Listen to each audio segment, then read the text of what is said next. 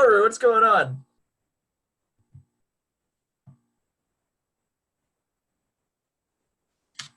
A lamp just fell on me in an attempt to bring light closer. So this light's gonna be good enough. Actually, this light's more than good enough. I'm like what's it called?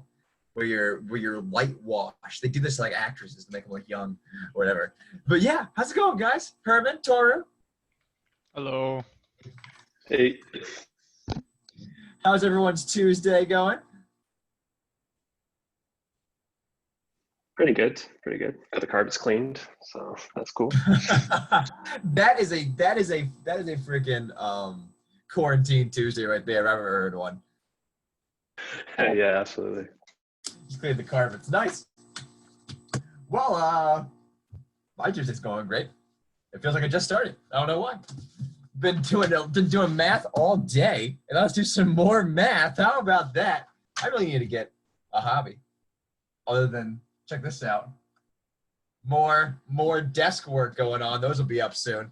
The point is, I guess there is no point. There's as much point to this as there is to life, and I guess it's just to have fun. So let's have fun doing some math. Unless anyone has any objections.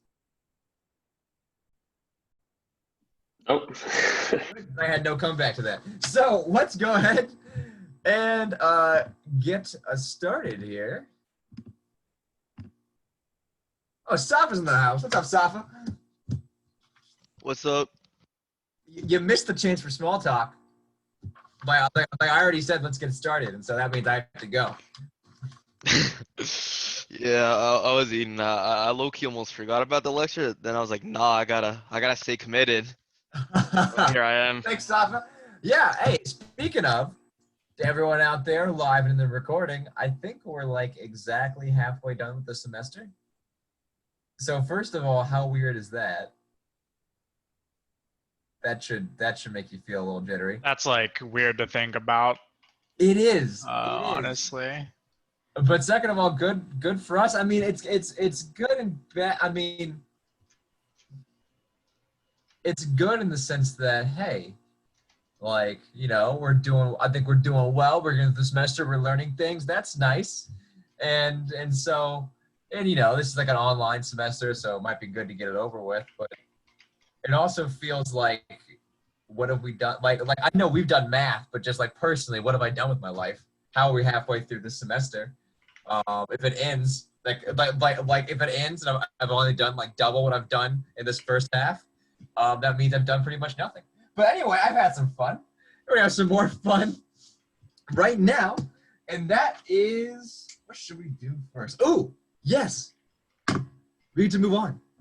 You might think we move on every class, but I'm saying we've done all this like divisibility stuff and evens and odds and direct proofs and all that. We're moving on today to some more interesting new stuff. We basically, not that we've done every direct proof imaginable, but we've gone far enough where it's kind of like every other proof that just uses direct proof. I think you guys pretty much have. So now it's time to learn, do new things that we can't do with direct proof. Can't do with direct proof. What are you talking about? We're gonna learn today. So first of all, let's just recap exactly what a direct proof is to make indirect proofs make more sense. So this chapter is all about, I guess we're on 4.7. And it's all about indirect proofs. So first off, though, what is a direct proof? So remember, direct proofs are just all the stuff we've been doing. And so the way they go is, so to prove that for all x and d, p of x and s q of x, to prove that, what you really do, you say proof. You always start off with, let x be an arbitrary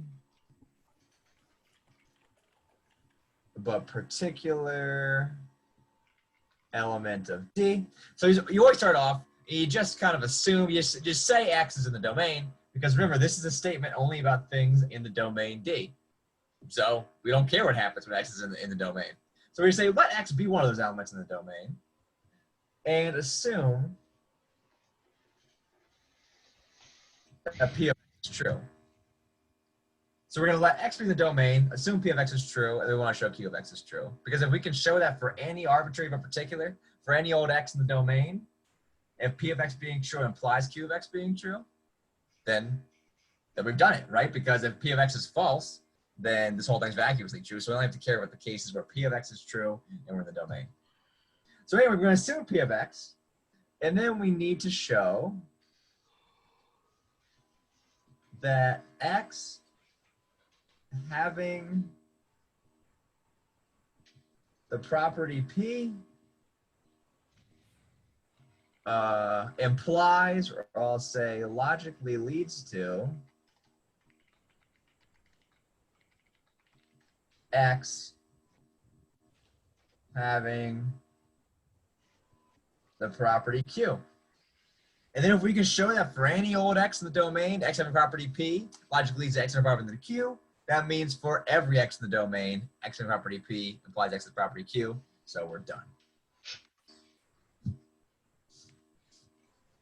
That's a direct proof. Or sometimes we might have seen it written like this. Maybe for all X in D, Q of X, where we don't have this implication of a conditional. It's just like prove Q of X is true. The weird thing is these are basically kind of the same case. It's kind of the same thing underneath. What we're going to do is we're going to say proof let X be an arbitrary / particular element of D, and then show that X having the property of being in D logically leads to X having property Q.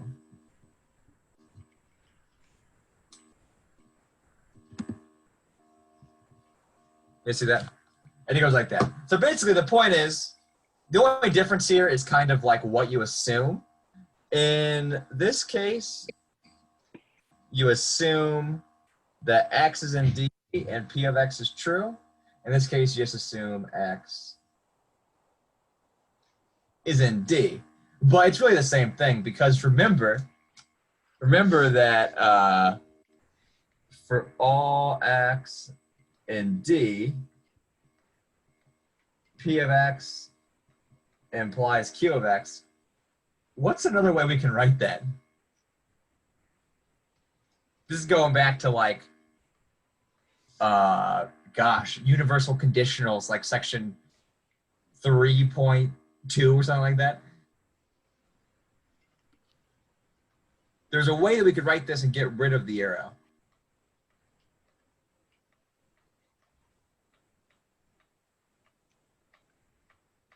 Because remember, this is just saying that for all X in our domain D, whenever P of X is true, Q of X is true. Oh, we got chat.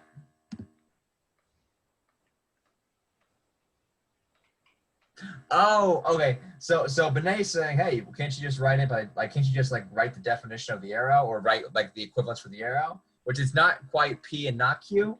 It's gonna be not P or Q. You're thinking of the negation, Benay. So you could do that and you get rid of the arrow. What I was talking about is you could just like consider X in the set of all X and D such that P of X is true, right?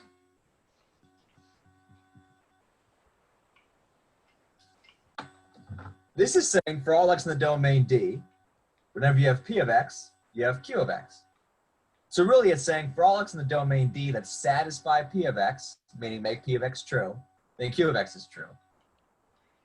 This is saying for all X in the set Actually, maybe I should not use X here. Maybe I'll say U or something like that. By the way, this is saying for all X and the set of things in D that make P true, Q is true. These are saying the exact same thing. So the point is that this case and this case that I wrote up here are really just the same case. It just depends on how you want to write it. The point is you assume things, you assume X has some properties, and you just show that having those properties logically lead to having the conclusion property. Any questions on that? That's just like a recap of the direct proofs. They always go like this. And obviously the hard part is this. I mean, this is the whole thing. I'm skipping the whole proof. But the point is, it always has this form, this order to it. Any questions? Does that make sense?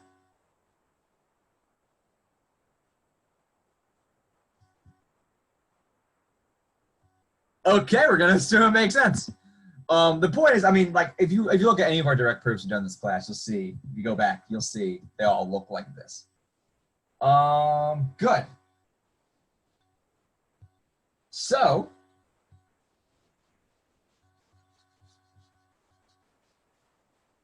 here's a question. Can you prove anything with a direct proof? Like, I mean, I think we've gotten pretty confident so far. We've proved some pretty incredible things, about divisibility. We've proved that, like, for example, that numbers that have their digits added to 3 are going to be divisible by, or add up to a number divisible by 3. The whole number will be divisible by 3. That's pretty incredible, right? We've proven a lot. We prove everything, though. Let's not get cocky. How about this claim?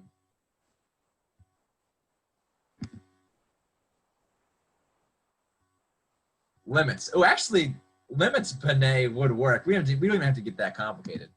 Check out this claim.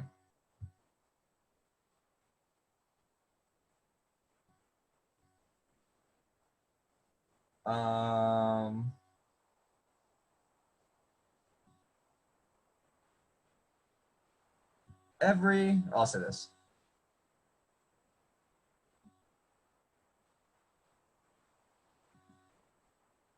For all integers n, if n squared is even, or I'll say odd. If n squared is odd, then n is odd.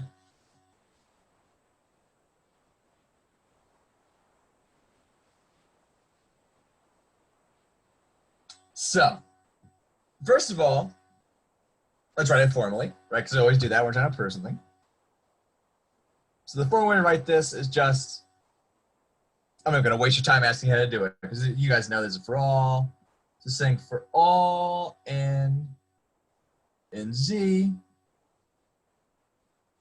n squared odd implies n odd. First of all, do we think this is true or false?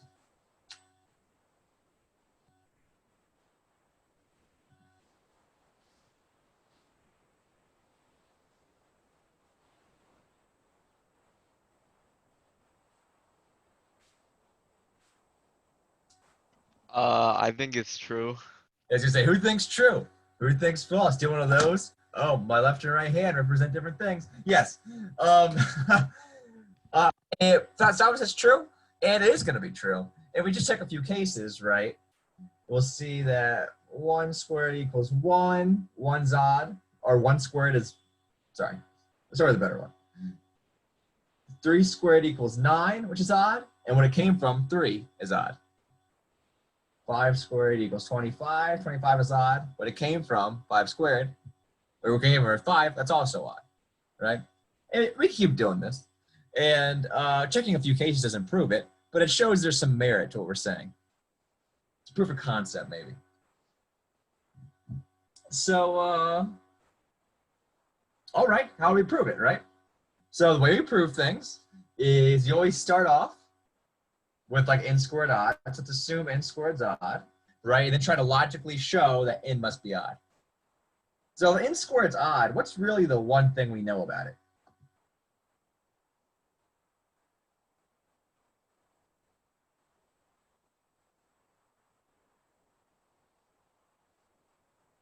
Then it should be 2n plus 1.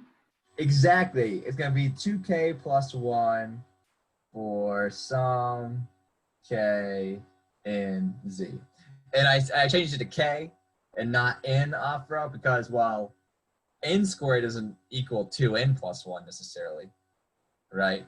For example, like 5 squared equals 25, which does not equal 2 times 5 plus 1. It doesn't exactly equal 2 times what you're squaring plus 1. It just equals 2 times some integer. In this case, 12 plus 1. Yeah. But yeah, so it's going to equal 2k plus 1. So the question is, how to get from this to n equaling 2c plus 1 for some c and z. Right? Because that's what we really need to do. We need to prove that n is odd. But in order to prove n is odd, we have to at some point show that it equals 2 times some integer plus 1. So how do we get from here to here? We have to show that the k is a multiple of c.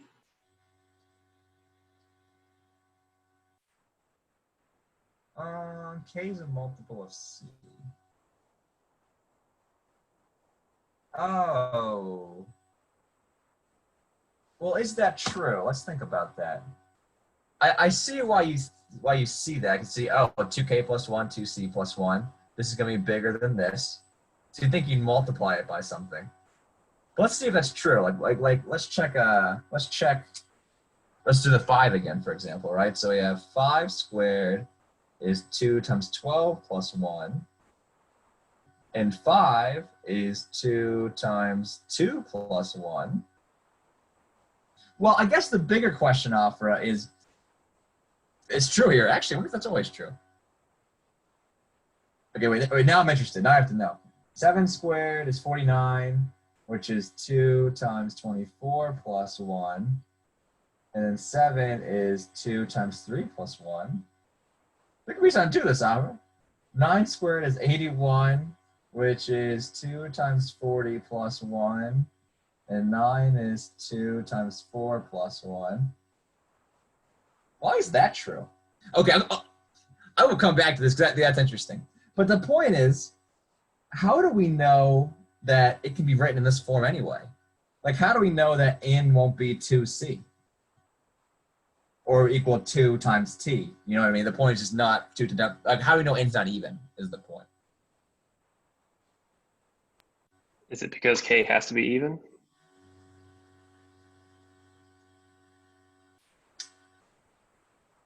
Why is that? If it's odd, then it becomes even, right? If n is odd? If k is odd. Oh, okay. Well, k is 2 Wait, times the whole thing?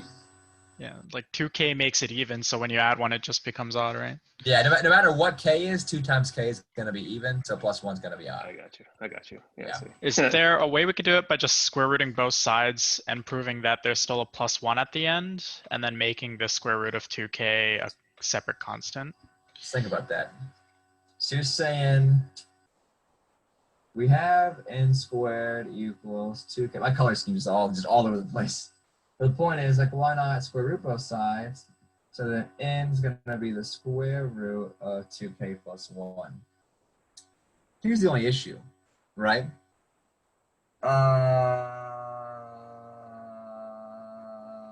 N squared, like, the only thing we know about, so far, right? The only thing we know about this number is that it's a perfect square, it's a square of an integer, and it's an odd number. And this right here just represents the odd number part. right?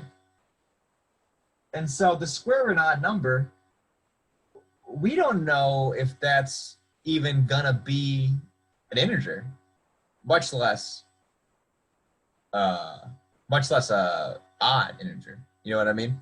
So like the square root of 2k plus 1, for example, I mean, 2 times 3 plus 1 has this form, but the square root of that equals the square root of 7, which is not something pretty. So the point is, the square root of 2k plus 1 won't always have the form like 2c plus 1, or c is an integer. See what I'm saying?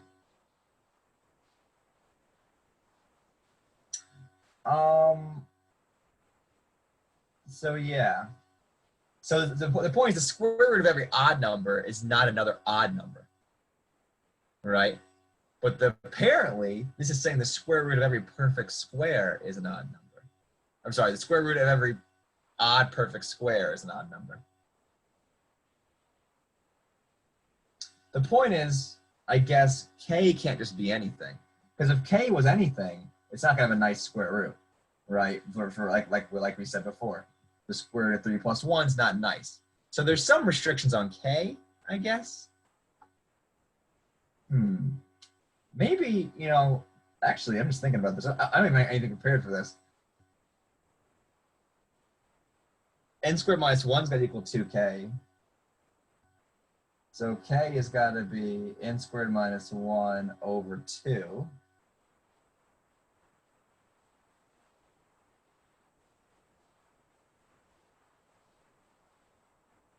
Yeah, I got nothing. Maybe he goes somewhere there. I don't know. So this is hard. It's kind of like an obvious-ish claim, but look how hard it is to prove. At least it's hard to prove starting with the hypothesis and trying to prove the conclusion. We have just found kind of the place where direct proofs hit a wall. Even though it's really simple. So it's time that we dabble in indirect proofs, which they call it indirect proofs not because they're any less valid or correct or anything like that, but it's because they're a little sneakier. They don't just go they don't go the straightforward way. They don't start with n squared odd and prove n odd. That'll be direct. Here's the idea.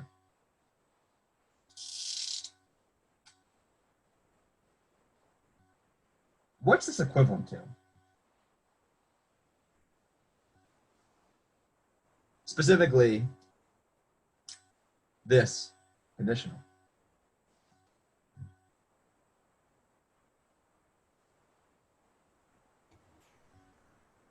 Would it be such that n is in the domain of odd numbers, or n squared is in the domain of odd numbers?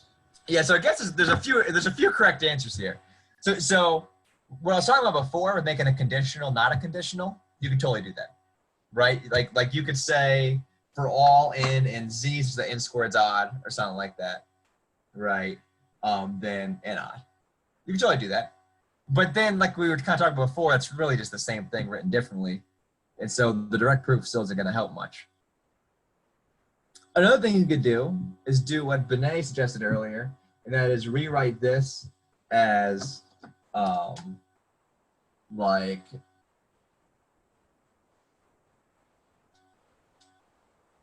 you could rewrite that a little bit. Maybe you get something.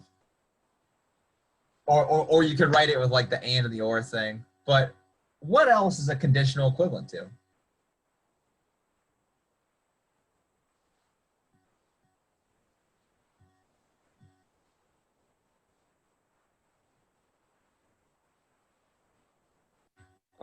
Not Q implies not P.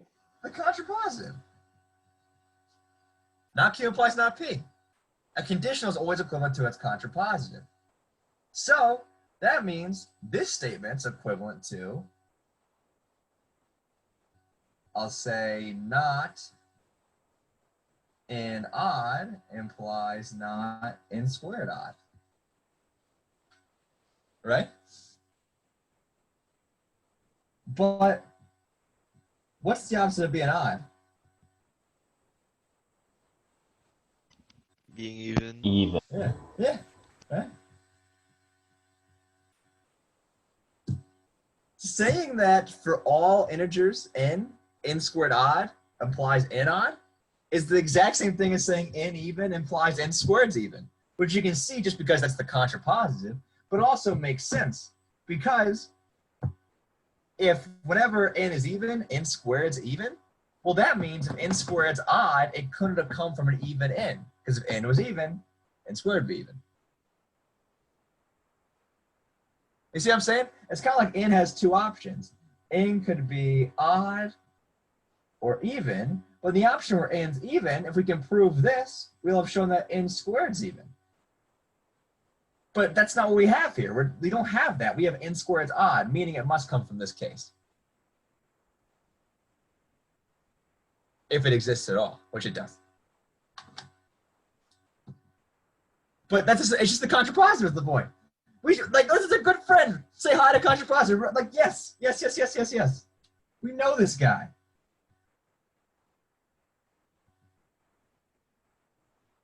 Contrapositive. And now proving that n's even, n squared's even is a piece of cake. I think we've already done it actually, but I'll do it real quick. Because if you think about it, right, n even means n equals 2k for some integer k. And then n squared is going to be 2k squared, which is going to be 4k squared, which is going to be 2 times 2k squared, 2 times some integer, therefore it's even. We'll prove it in a second. The point is, this is big. This is huge, right? Direct proofs, you're sitting here struggling for a while. I don't even know if there's a way you can do it, right? But just when we look at the contrapositive, 3 little lines, and we're done. Super easy. This is the brilliant part. This is why it's called an indirect proof. Instead of proving it directly, let me look at the contrapositive and try to prove that. Sometimes it's a lot easier. Does that make sense?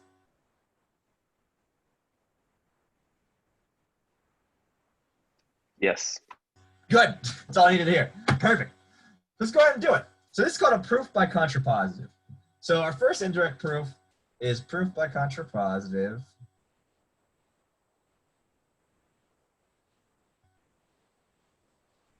Like that. And so the way it's going to go is we're going to say proof. And then if you're going to do a proof by contrapositive, you always tell your reader what you're doing. So you literally say proof by contraposition. You can say contraposition or contrapositive. I don't care. I guess contrapositive is a noun. Contraposition is more like a verb or some crap. Adverb. Someone put in the chat whatever part of speech this is. But the point is, you're saying the same thing. So proof by contraposition.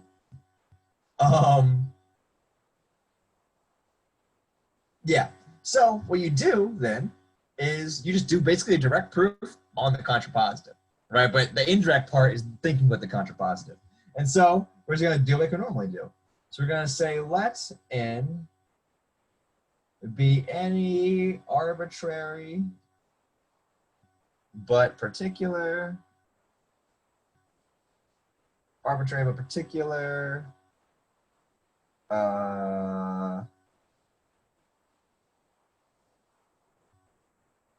integer. I don't know why I paused. So let n be any arbitrary but particular integer. And now assume the hypothesis. Assume n even. So we've just assumed that we're in the domain and the hypothesis is true. Let's prove the conclusion. Then by definition of even, there is some k such that, or some k in z, it's got to be an integer k, that's the whole point, such that n equals 2k.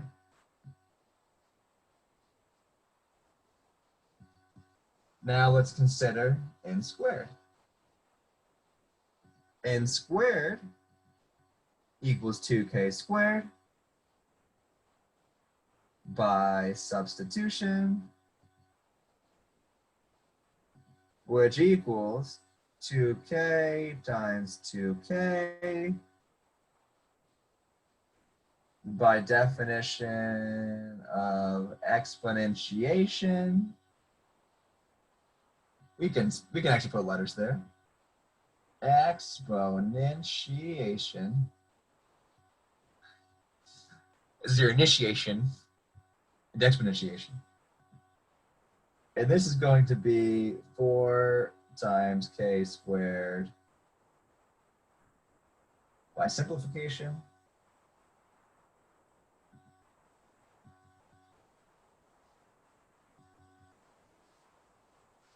And this is going to be 2 times 2k squared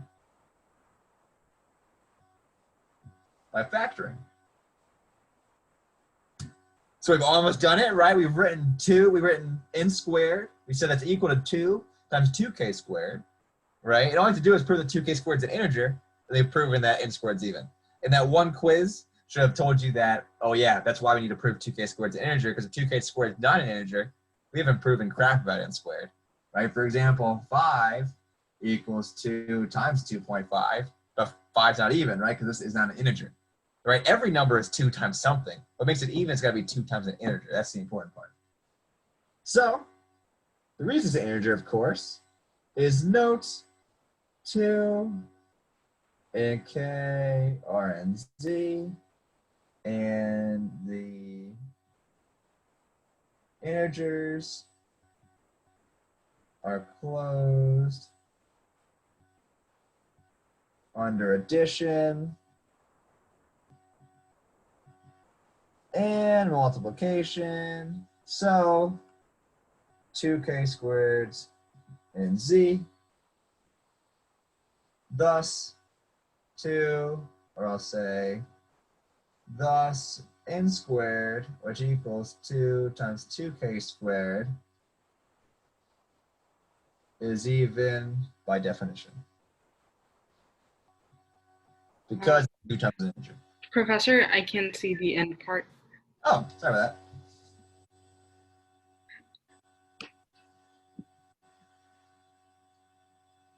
So, I mean, this proof is really simple and really just basically the exact same things we've done before. The key brilliant part of all of this was using the contrapositive, proof of contraposition. Look at the contrapositive of the conditional rather than the original conditional. In this case, made it a ton easier to prove.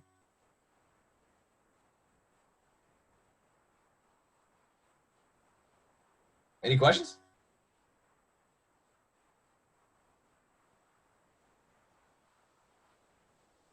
Going once? Okay, well, I hope this makes sense, right? I think this is a really simple example. I think it made sense. And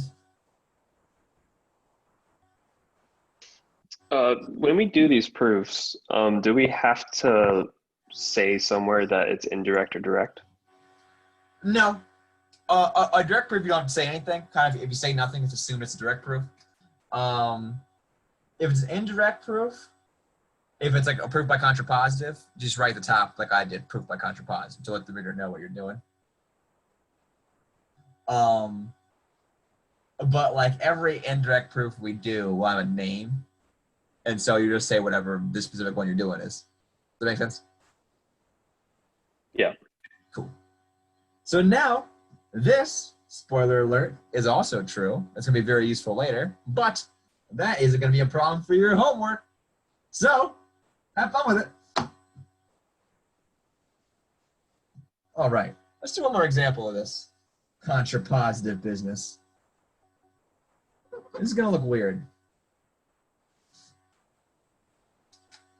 This is called Euclid's lemma, kind of.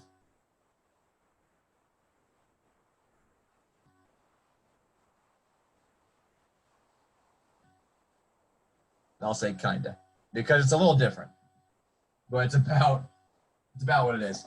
It's actually really important in number theory and a bunch of things like that. But here's what I'll say.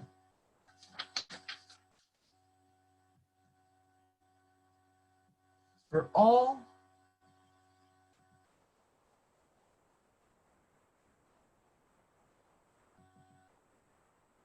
for any P and Z with A and B integers such that P divides AB,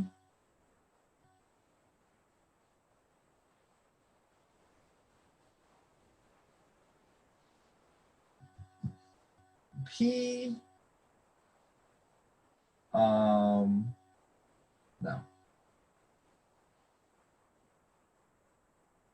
What do I want to do?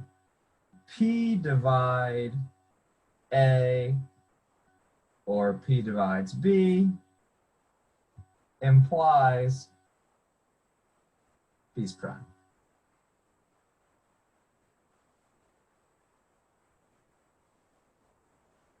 This is a little complicated. We're saying that for any P in the integers, if A and B are integers such that P divides AB, if P divides A or P divides B, P's prime. I'm sorry, no. For any P and Z,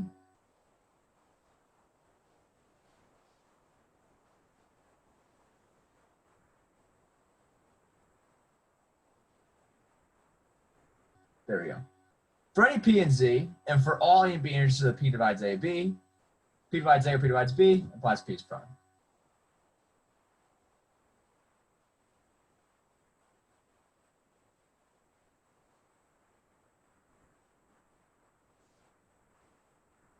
So what I'm saying here, let me write it formally, and then it might make more sense. I'm saying for all P and Z, if for all A and Z and for all B and Z, P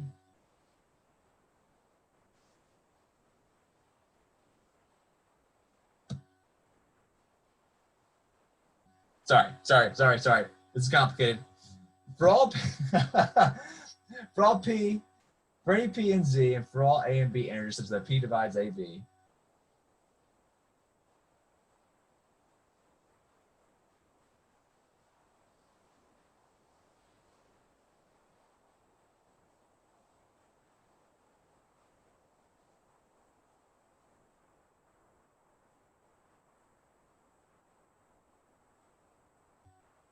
here's what I want.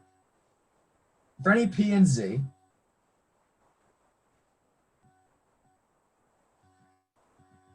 if for all A and B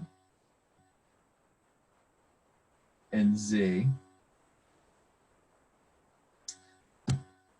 you know what? I just realized that if it's this complicated to state, it's probably not going to be that useful to prove. I was trying to show you guys something like cool or a little more complicated. Euclid's MS kind of more complicated and kind of fun, but I'm just realizing it might be more confusing than it is helpful. So what we're going to do is we're going to move on and do something else instead in our last 20 minutes. How about this?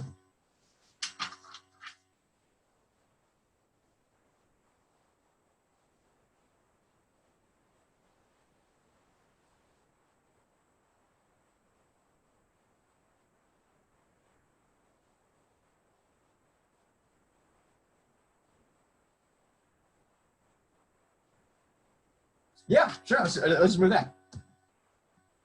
So, we've done proof by contrapositive, right? We talked about how that's just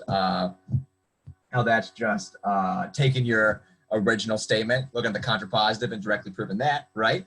Another form of indirect proof is what's called proof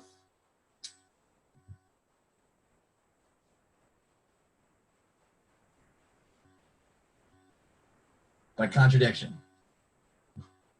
Wait, I'm going to write it bigger and nicer because it's basically my favorite thing in the world.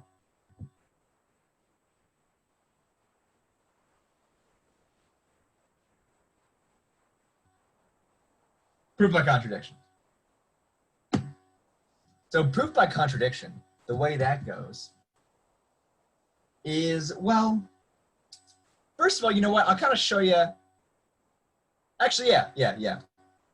Let's talk about this. Who here has seen Legally Blonde?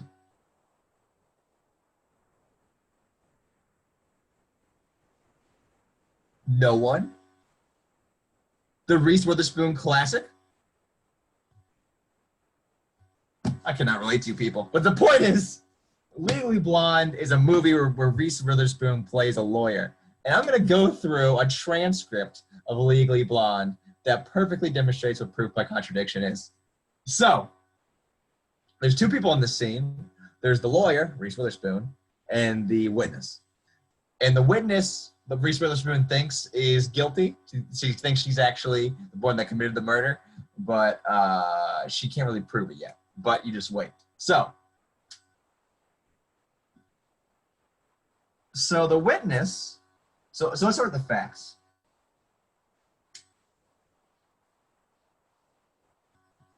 I'll say Legally Blonde case. Here's the facts. They have receipts, they know this. On the day of the murder, or so we're gonna say murder at 11:45 a.m. That's the time. And we know that on the day of the murder,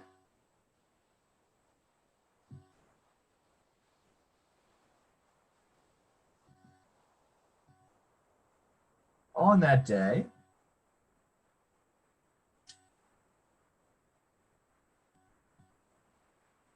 the witness had breakfast and got a perm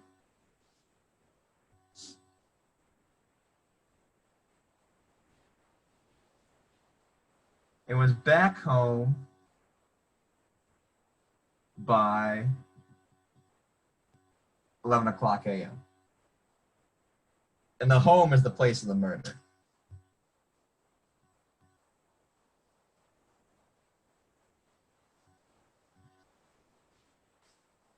So these are the facts we know. We know when the murder was, and we know that the witness, who our lawyer thinks did it, had breakfast and went out and got a perm and was back home by 11 a.m. All right. So here's how it goes. So start with the lawyer. So the witness takes the stand. And the lawyer says, so you're home by 11. Why didn't you hear that? Why didn't you see the murder?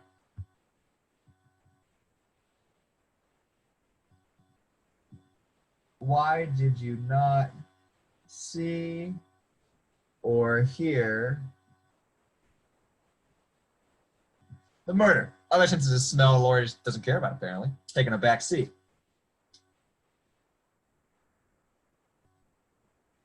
Our witness, though, that's a very innocuous explanation. She said she was in the shower.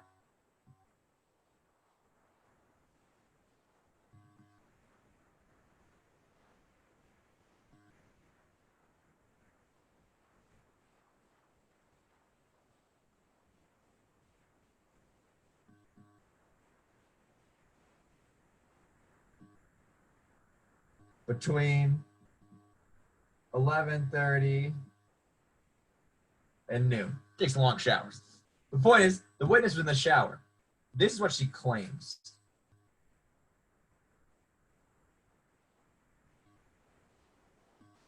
So these are facts in the sense that they're like verifiable. Like the police know when the murder happened. They know, and they have like receipts from the perm and stuff like that. There's witnesses that she got a perm. Like these are facts. This is what she claims. No one else was in the house when it happened that we know of.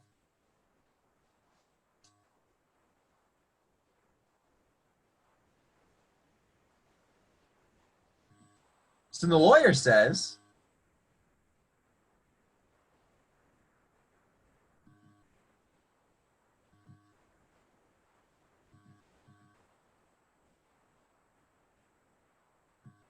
But what about your perm?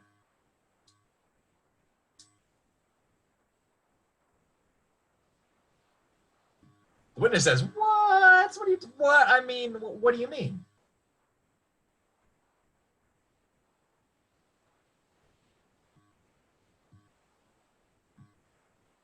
Why does my perm matter? We're talking about a murder case. Well, the lawyer says,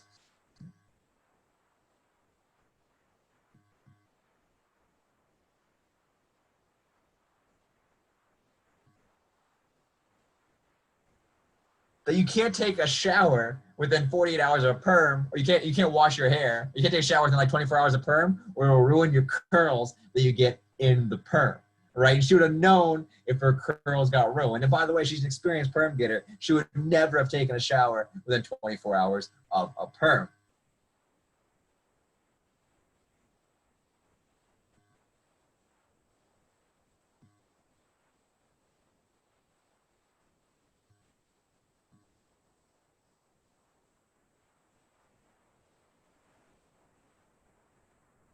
Within 24 hours of perm,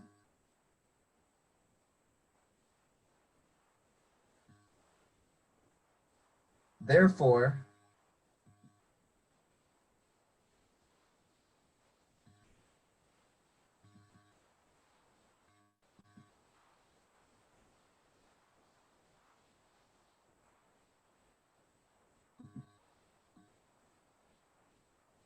so here's what's happened.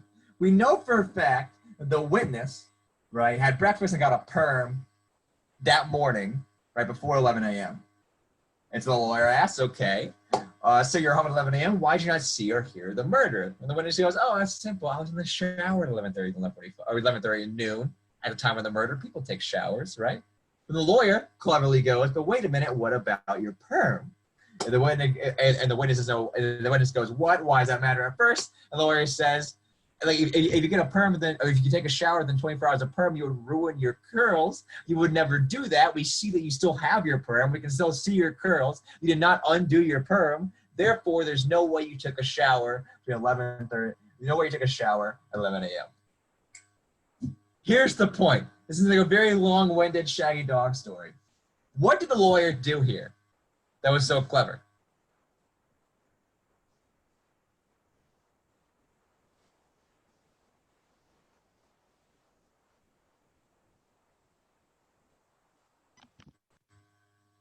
She used a contradiction to prove her argument.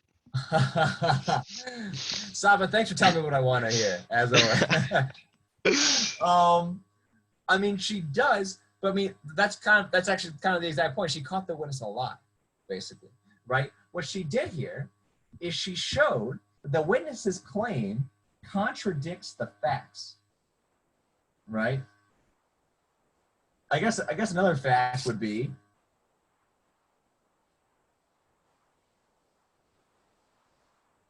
perm is not ruined, right? So what happened here, right, is the claim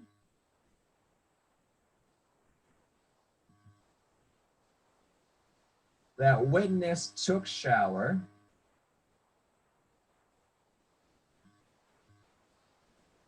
contradicts facts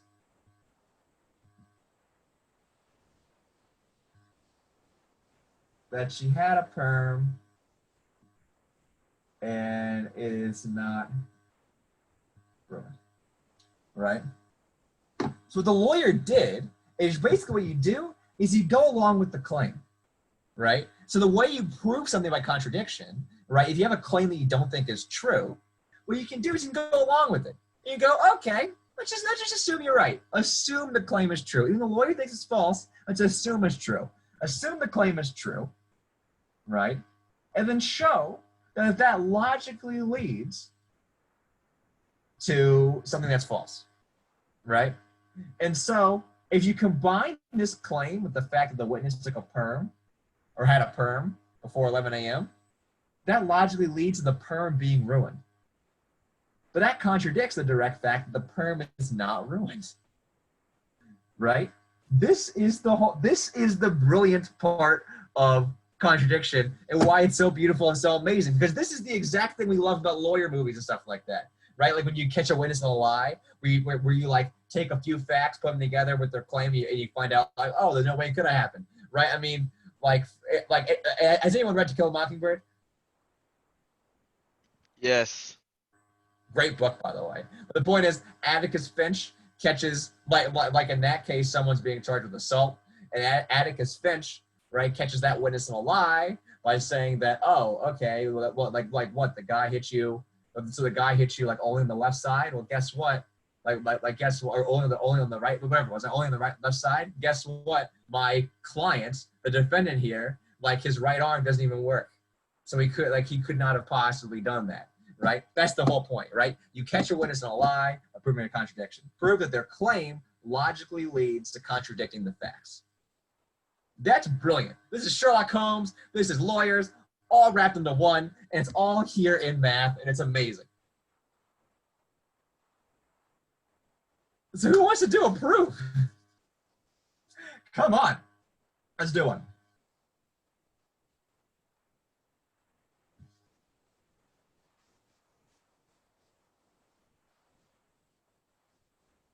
I think you'll see what I mean in a second. So here's a claim.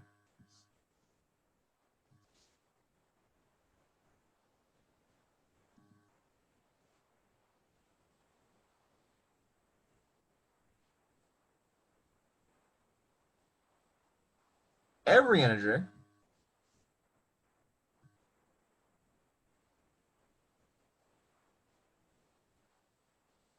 is either even or odd.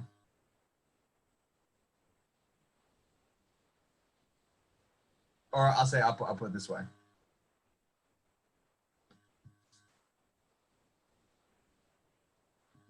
Cannot both be even and odd. And by the way, we've been using this fact like for 2 weeks without proof. Because my proof of the definition we have for even numbers is 2 times an integer, right? We know that evens look like 2k, and odds look like 2k plus 1. But nowhere did we ever prove that these are actually the opposites of each other. And how would you? You probably just set it equal to each other. Well, first of all, let's try it formally, and then we'll get to that. I like what you're thinking. Okay. So formally, what this is saying is that for all n and z, we don't have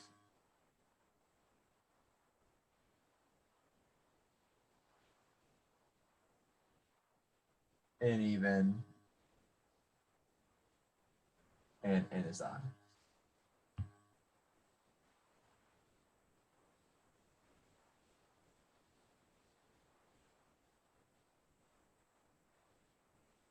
Yeah. So this is what we're trying to prove.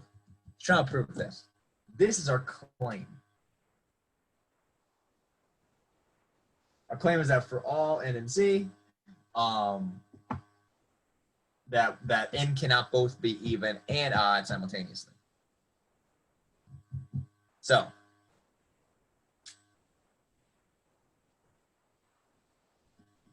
let's do an aside. If we try to prove this directly, we are SOL like right away, in the sense that the only thing we really know about n, if we let n be an arbitrary / particular integer, well, all we know is that n is an integer. But it's gonna be very hard to go from n to an integer to prove this, because we just have nothing. Like, you know, it's like we can't write it as like 2k plus 1 because you don't know it's odd. We can't write it as 2k. We don't know it's even. You know what I mean? We just know it's an integer. We don't know if it's prime or composite. We don't know if it's divisible by 3. We don't know anything about it. We just know that it's an integer. And so we have no foothold to rewrite it or do anything. It's really hard for us to do anything with it. But. let's try to prove it by contradiction. Remember, the way contradiction works is you assume you assume the opposite, basically, right? So I guess, I'm sorry, this is not the claim. This right here is the claim. Well,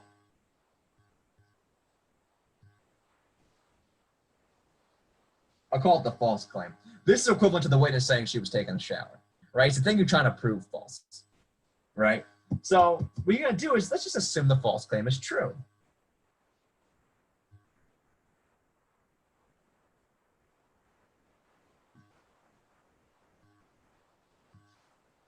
And so the false claim is that basically there exists an N and Z such that N even and N odd. Well, if N's even, right, that means that N can be written as 2k plus 1 for some integer k. And if N is odd, I'm sorry, N's even means it can be written as 2k for some integer k. N's odd means that N can be written as like 2t plus 1 for some integer t. All right? If this truly happened, if there truly was N like this, this would happen. But then that would mean that 2k would equal 2t plus 1, set them equal, just like whoever recommended. I don't know if that was Toru, Brene, or Herman, or whoever that was. What can we do from here?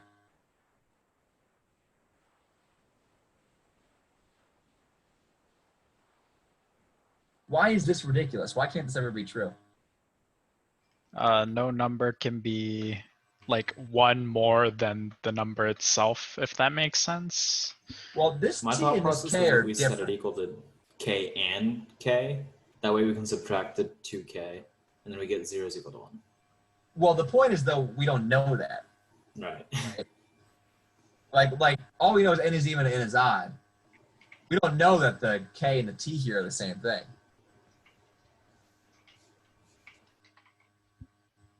But you're on the right track.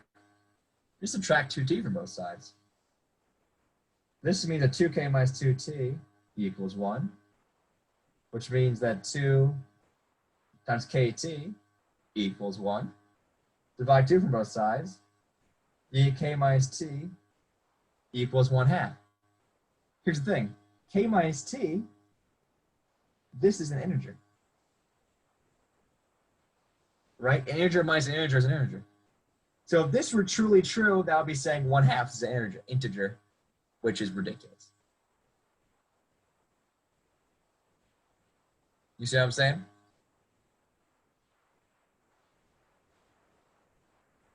So we're going to write this little sign right here. 1/2 is not an integer. So assumption must be false. So really, all we did here is we assumed the negation of our statement. We assumed the negation, right? This is like the claim. This is the same thing saying like the witness in the shower. Assume the negation, and then show the negation logically leads to this, something false. Therefore, by contradiction, the assumption must have been false. So this negation must be false, meaning the negation of the negation is true. So for all n and z, n can't be even and odd. We'll write that formal proof up next time. But how do you feel about this?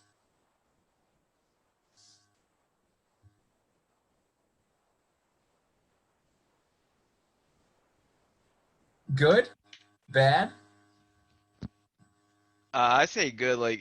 Like you said, it's pretty much like kind of the same thing as what we were doing before. We're just kind of doing it with the contrapositive, I guess. I don't know. It seems pretty like similar to me, like to what we've been doing with direct proofs.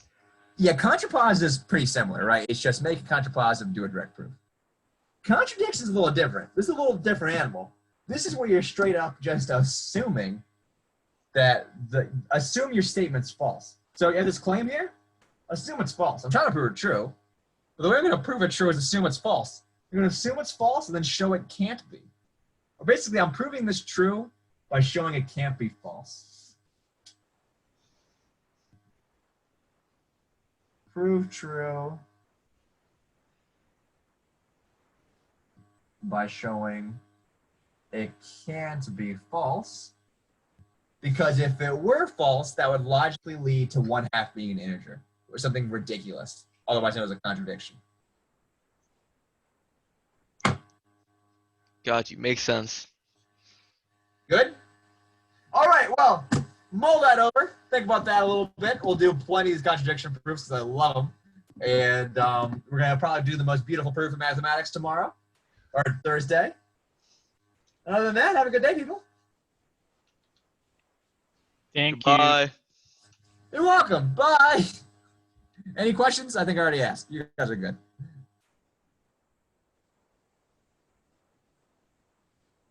Question, Benay?